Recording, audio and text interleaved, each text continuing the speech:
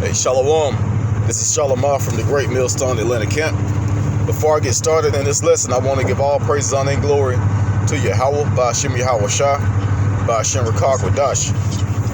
Double honors to my elders and apostles of Great Millstone that teach and rule well.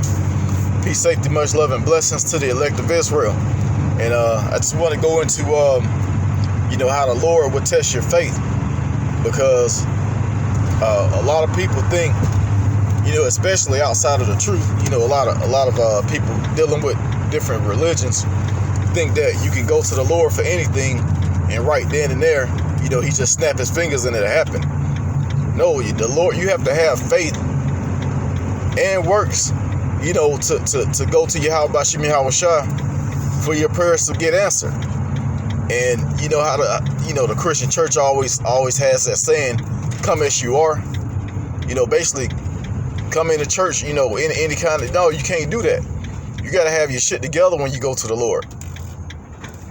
Because, if you sinning, even, I'm just going to pull it up because I don't want to mess it up.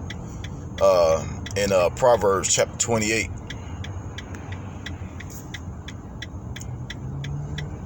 It said, he, 28 and 9, Salakia.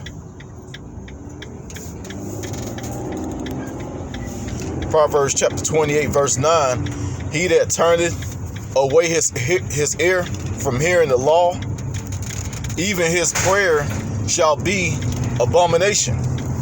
So, if somebody's trying to bring you into the truth, or trying to, or you trying to bring someone into the truth, rather, and you tell them, hey, you can't, you gotta do this, you gotta do that, you need to stop eating these abominable foods, you need to stop doing your hair like this, and lining up and cutting off your beard, and just start there from the simple things, and then you go into the books and read about the rest of the laws, and to the best of your ability try and keep them, and they reject that.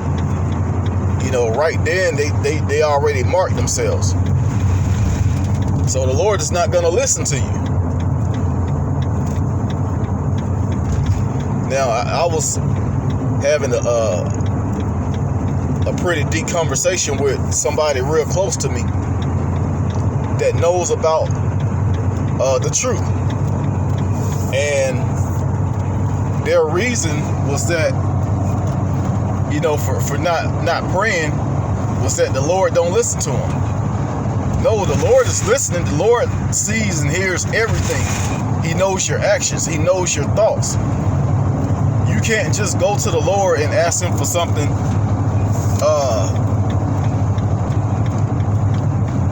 first of all that's not relevant to your life or not important.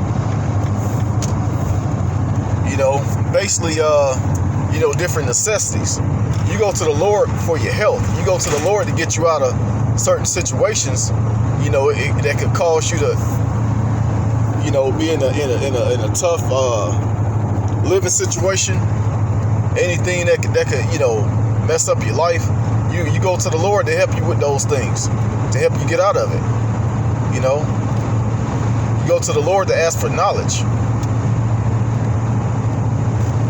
Amongst other things. But when how we came up in church, and I say we, I'm talking about brothers that's in the truth that was once Christians or whatever. You hear your family members praying, and a lot of that stuff don't even make sense. The Lord ain't gonna just snap his fingers and give you a damn brand new BMW or something, or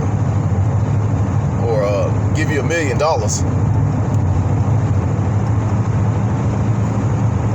Or make you rich, you know what I'm saying? So you can't just pray for anything. You gotta pray for things that's actually relevant to you, to these times. And I'm gonna get that in Matthew.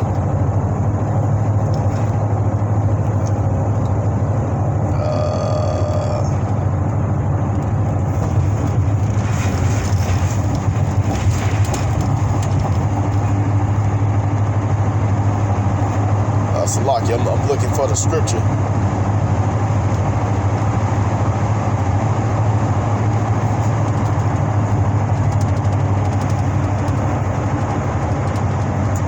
actually thinking about Proverbs.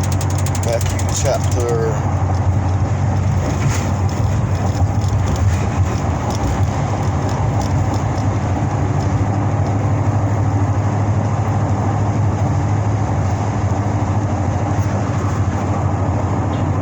Okay, Matthew chapter 6 and verse 7. That's what I wanted to get.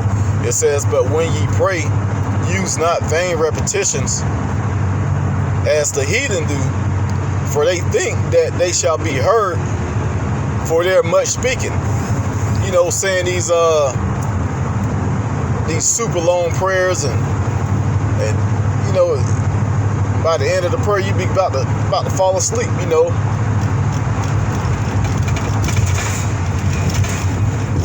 But yeah, that's, you know, that the heathen came up with all that praying to their false gods.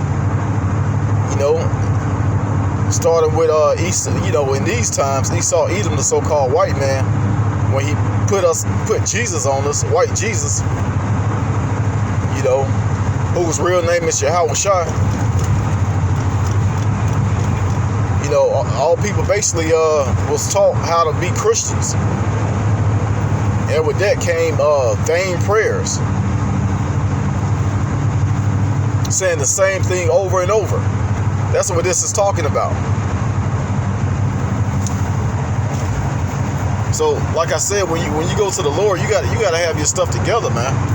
You can't just, you know, go to the Lord and say, you know, pray about something that doesn't make sense, or pray about even if you are praying about something that's critical to your life, you got to have faith, and then you have to keep going to him.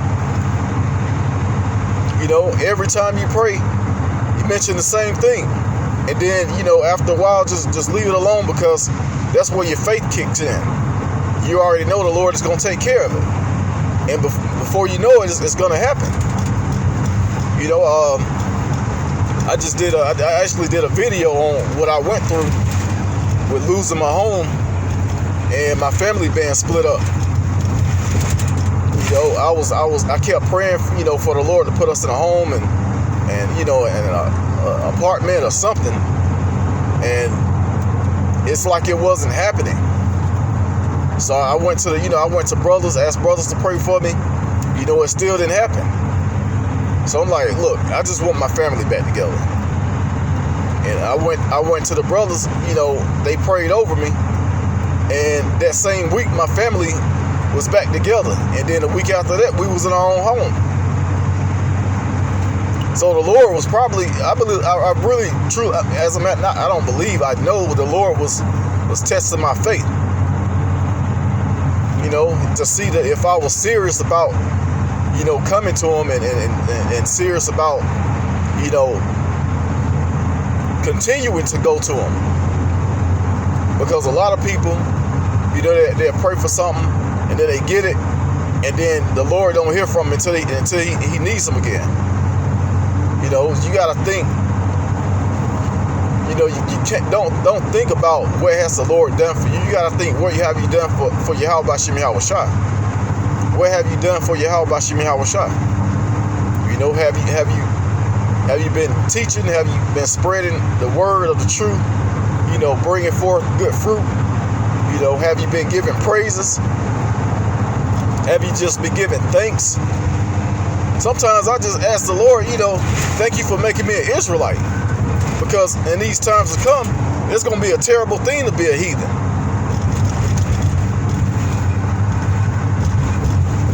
You know, first of all, thank you for making me an Israelite. I got a chance at salvation.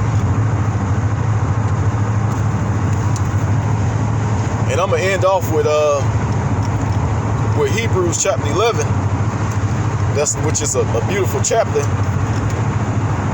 I'm going to start at verse 1, and I'm going to kind of skip around. It says, now faith is the substance of things hoped for, the evidence of things not seen. So I'm just going to go through it again. Faith is the substance of things hoped for. So you got to have hope. You know, when you go to the Lord for certain things, that's your faith. You have hope that the Lord is going to answer your prayer. You know, if it don't happen again, if it don't happen then, go again to him. You know, if you're dealing with an infirmity or something, you know, keep going to him. As a matter of fact, you know, I don't know if I did a lesson on this or not, but I had asthma, and I had an asthma attack one day, and you know, I couldn't breathe that good, but I asked the Lord. I had enough breath in me to ask the Lord to take this sickness away, and that was the last time I had an asthma attack, and that was about maybe 3 years ago.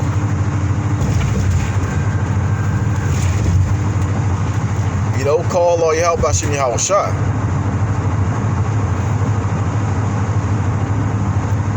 And basically me not being able to breathe that good, and the only thing I could really do was go to the Lord. He's like, man, that's you know, that's faith right there.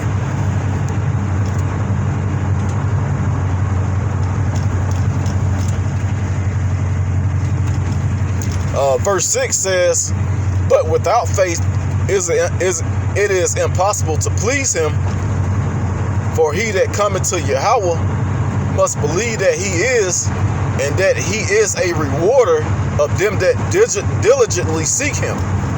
So you gotta have diligence when you dealing with faith, when you go into the Lord. And I'm just gonna look up that word diligent.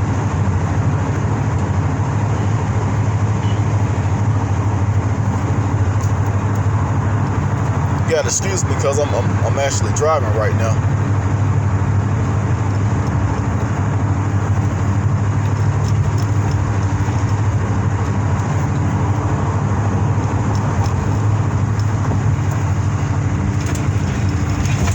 Okay, that word diligently seek is to seek out, search for, to seek out, investigate,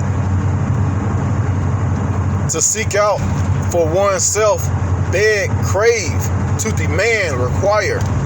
That's how we have to deal with this truth. And with having faith, we have to do all these things: search out, investigate, and demand.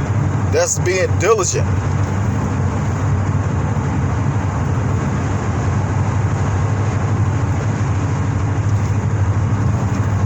So, you know, hey, if the Lord, you know, if you go to the Lord for something and he haven't heard you, or you think he haven't heard you, which he hears you, he may just be testing your faith.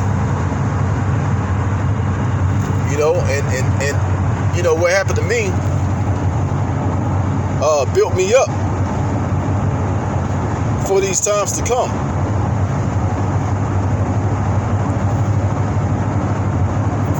So now that I see the Lord, you know, he may not come at a certain time, but, you know, basically my living condition at the time, you know, it wasn't the best, you know, before I got my home, and you know, the week we was coming into, it was gonna be cold.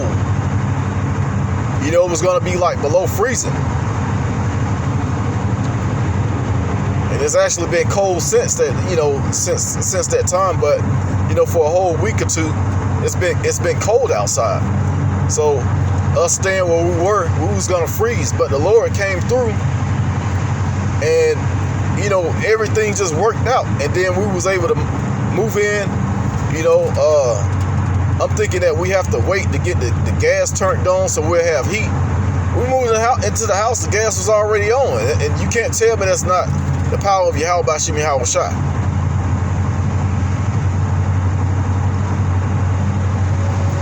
So with that, I'm going to go ahead and end it right there, giving all praise, honor, and glory to Yahweh Bashim Yahweh Shai, Bashim Rakak. Double honors to my elders and apostles of Great Millstone that taught us this truth, and shalom to the elect.